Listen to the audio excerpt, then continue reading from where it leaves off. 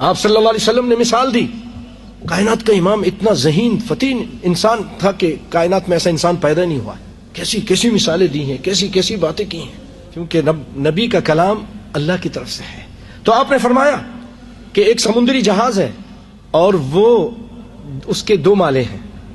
اس زمانے میں بھی اتنی ترقی تھی، یہ آپ نہ سمجھا کہ صرف آپ کے پاس ہی یہ چیزیں ہیں، اللہ کے فضل و کرم سے ان کے پاس بھی تھی.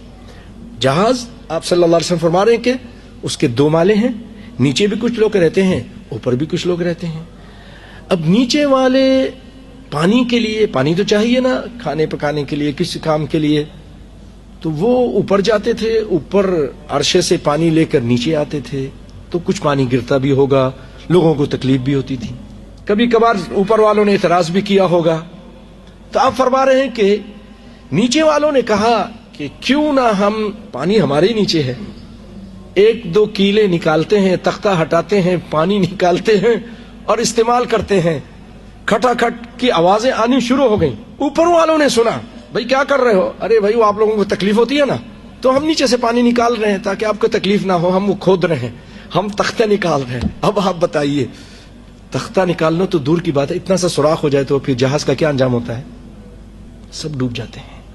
اگر وہ اوپر والے سن کر بھی نیچے والوں کو، ان کو نہ روکے، ان کو نہ منع کرے، ان کو نہ سمجھائے، ان کے ہاتھ کو نہ پکڑے، تو انجام کیا ہوگا بھائیو؟ جب نیچے والے ڈوبیں گے تو اوپر والے بچ جائیں گے، دونوں تباہ ہوں گے.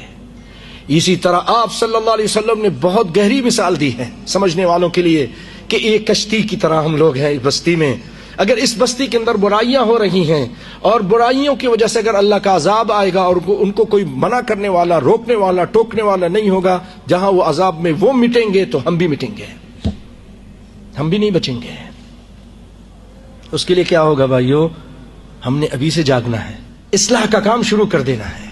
ورنہ بھائیو جب عذاب آتا ہے نا تو یہ عام ہوتا ہے، پھر اللہ تعالیٰ سب کو مٹا دیتا ہے، حرف غلط کی طرح مٹا کے رکھ دیتا ہے.